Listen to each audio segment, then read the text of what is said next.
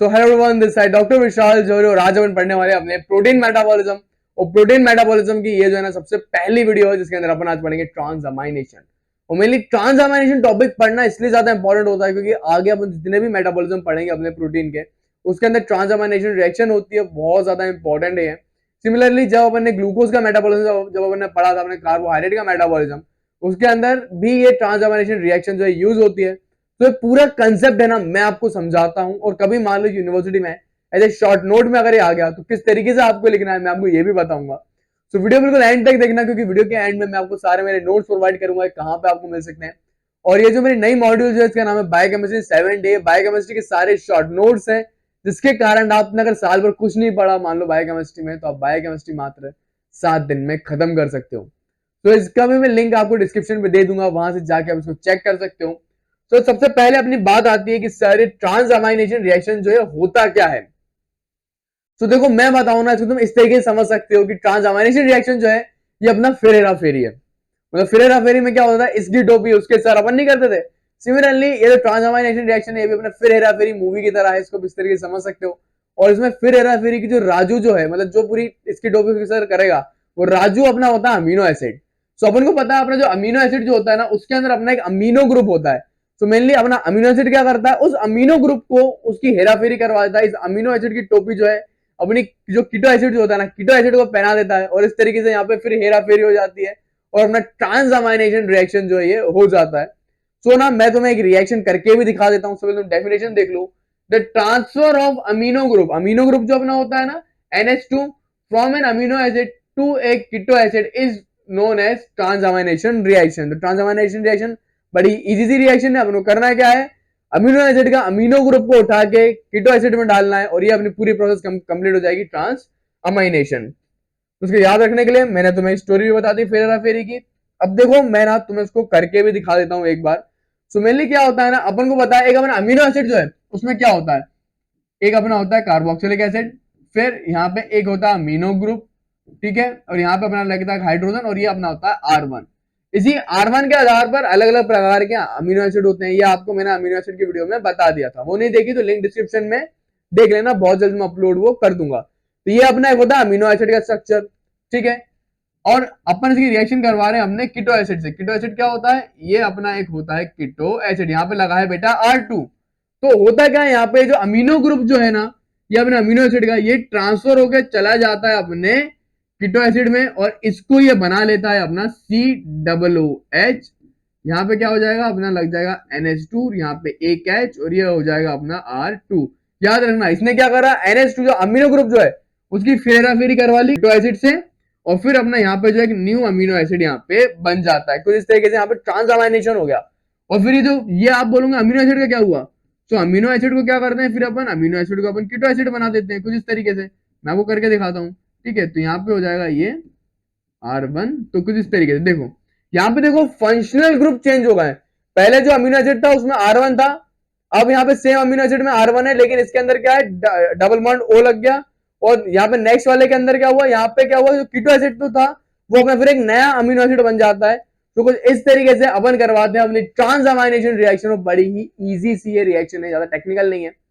अब यहाँ पर सुनो तुम सारी चीजें। ट्रांसअमाइनेशन रिएक्शन है, रिएक्शन को कौन करवाता है, अपना एंजाइम। यहाँ पे कौन सा एंजाइम है, यहाँ पे हमारे एंजाइम का नाम है अपने ट्रांसअमाइनेज एंजाइम, ठीक है। अब ये जो ट्रांसअमाइनेज एंजाइम जो होता है ना इसको वर्क करने के लिए कुछ अपने कोएंजाइम होते हैं। यहाँ पे कोएंजाइम अपना होता है विटामिन B6 एंड पायरिडॉक्सिल फोस्फेट। ये ना सारी चीजें यहाँ पे लिखी भी हैं, तो मैं एक एक करके ना तुम्हें इसके सारे साइलेंट फीचर जो है वो गिनवा देता हूँ। तो देखो सबसे पहले अपन ना मैं फिर से आपको रिएक्शन ही दिखाता हूँ। सो फर्स्ट मैंने आपको इसकी डेफिनेशन बता दी थी, देन फिर अपन बात करते हैं कि मेनली ये किससे कैटालाइज होता है, ये जो ट्रांसअमाइनेज एंजाइम से कैटालाइज होता है, ठीक है। मोस्ट ऑफ जो अमीनो एसिड का मेटाबॉलिज्म जो होता है ना वो अपना किससे होता है, वो अपना जो है इसी से होता है, अपना ट्रांसअमाइनेशन रिएक्शन से होता है। फिर यहाँ पे क्या है ना एक रिएक्शन ने करके भी दिखा दी जो कि बहुत ज्यादा इंपॉर्टेंट रिएक्शन है। सो अपन क्या करते हैं एलिनिन का अपन कीटो ग्लूटारेट से अपन रिएक्शन करवाते हैं तो ये अपना चेंज हो जाता है पायरुवेट में और अपना अल्फा कीटो ग्लूटारेट अपना चेंज हो जाता है यहाँ पे ग्लूटामिक एसिड में। तो किसकी प्रेजेंस में होता है, ये अपना होता है ग्लूटामेट पायरुवेट ट्रांसअमाइनेज जो है अपना उस एंजाइम की प्रेजेंस में होता है। यहाँ पे एक्चुअली में अपना ट्रांसअमाइनेज है। तो कुछ इस तरीके से जो है अपनी एक रिएक्शन होती है। फिर ट्रांसअमाइनेज मैंने आपको बताया, इसके लिए अपना विटामिन B6 और अपना पायरिडोक्सल फोस्फेट जो है वो अपना कोएंजाइम में चाहिए होता है।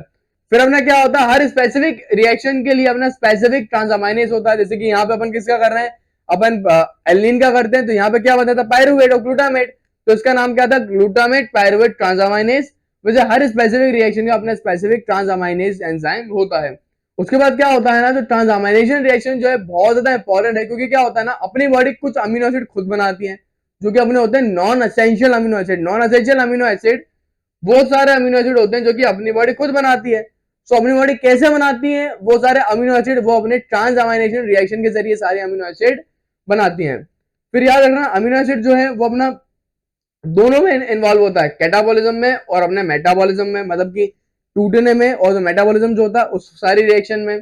उसके अलावा मान लो कभी अपनी बॉडी के अंदर एनर्जी नहीं है, एटीपी नहीं है, सो उसमें भी अमीनो एसिड से अगर अपन को एनर्जी जनरेट करवाना है तो ट्रांसअमाइनेशन रिएक्शन ही एनर्जी जनरेट करवाती है। और ये मैंने आपको कार्बोहाइड्रेट के मेटाबॉलिज्म में पढ़ाया था।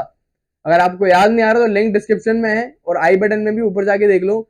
जब अपन ने ग्लूकोनियोजेनेसिस पढ़ा था तो उसके अंदर अपन क्या करते थे, ग्लायोजेनिक अमीनो एसिड से, एलिनिन से अपन बनाते थे पायरुवेट, और पायरुवेट से फिर अपन रिवर्स करके बनाते थे ग्लूकोज। अपन क्या करते थे, ग्लूकोज से अपन बनाते थे एटीपी।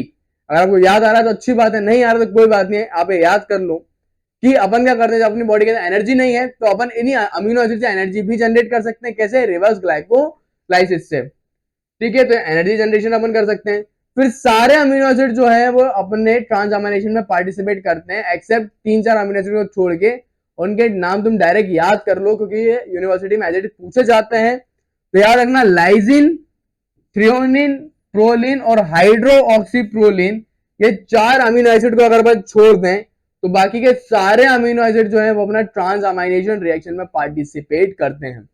तो ये कुछ ज्यादा नहीं है, 3-4 मैंने आपको ना ट्रांसअमाइनेशन रिएक्शन के साइलेंट फीचर बता दिए। ये सुनना बहुत जरूरी होता है क्योंकि क्या होता है ना, अपन को पूरा टॉपिक तभी अच्छे समझ में आएगा जब उसको साइलेंट फीचर आप समझोगे। तो वीडियो से हेल्प हुई तो वीडियो को लाइक करना। यूनिवर्सिटी एग्जाम में देखो एज सच आता नहीं है, कभी आ गया तो तुम डायरेक्ट इसके डेफिनेशन लिख देना, देन इसकी रिएक्शन करके बताना, फिर जो भी साइलेंट फीचर मैंने लिखे ना वो सारे तुम लिख देना।